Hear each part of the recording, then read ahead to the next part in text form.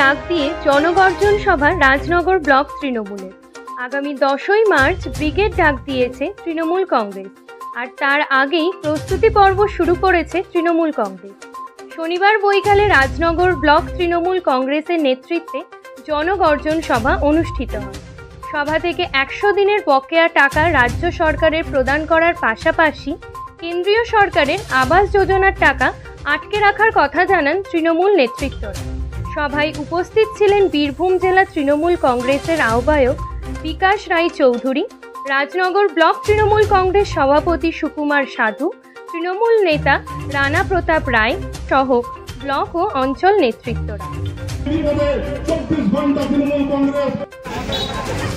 এই বাংলার বুকে বিজেপি কেন্দ্রীয় সরকার বাংলার মানুষের প্রতি কিভাবে অবিচার করছে, কিভাবে বাংলার মানুষকে বঞ্চিত করার চেষ্টা করছে।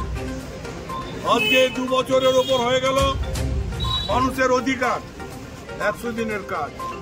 এটা বিজেপি সরকারের জমিদারির কাজ নয়, এটা মানুষের সাংবিধানিক অধিকার। সেই টাকা বন্ধ করে দিয়েছে। আজকে আবাস যোজনার ঘর বন্ধ করে দিয়েছে।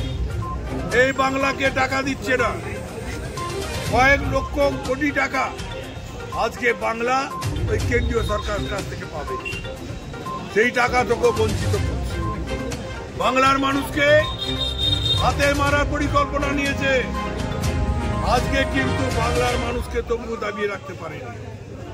বাংলার মুখ্যমন্ত্রী 100 দিনের কাজে টাকা কথা দিয়েছিলেন, কেন্দ্রীয় সরকার দিক না দিক আমি আবার রাজ্য সরকারের তহবিল থেকে আমি প্রতিটি মানুষের ঘরে ঘরে পৌঁছে দেব।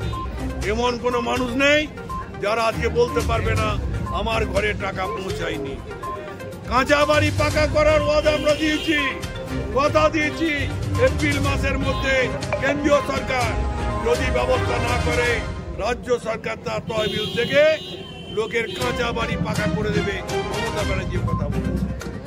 100 দিনের কাজ যদি ওরা চালু না করে, মমতা ব্যানার্জি 50 দিনের কাজ বছরে তার সরকারি তহবিল থেকে করার ব্যবস্থা করবে, এ কথাও দিয়েছে।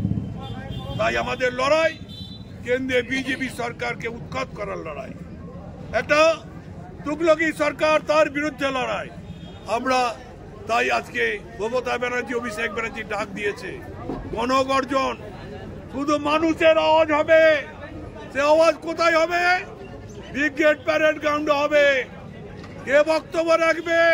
মমতা ব্যানার্জি অভিষেক ব্যানার্জি বক্তব্য রাখবে মানুষের জন্য।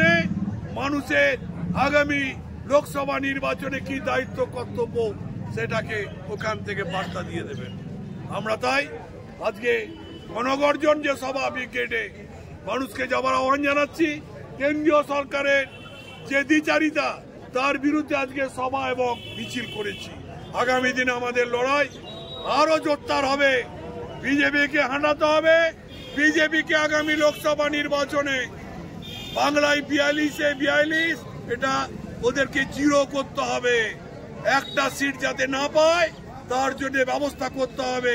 42 মমতা ব্যানার্জির অনুকূলে বাংলার মানুষ ভোট দেওয়ার জন্য তৈরি হয়ে আছে। আর আমরা শপথ নিয়েছি এই বীরভূমে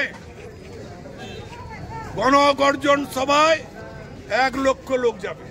বীরভূম থেকে 1 লক্ষ লোক যাবে। কারণ বীরভূমের আমাদের অভিভাবক যেখানেই থাকুক, সে যেভাবে বীরভূমটাকে তৈরি করে দিয়েছে, তার আহ্বান, তার সেই চিন্তা ভাবনাকে আমরা বাস্তবে রূপ দেব। আর আমরা চাই প্রতিটি মানুষ গণগর্জনে যাক। সবাই তৈরি হয়ে আছে কলকাতামুখী হওয়ার জন্যে, বিজেপির বিরুদ্ধে লড়াই করার জন্যে। আজকের এই সভা সেই জন্য।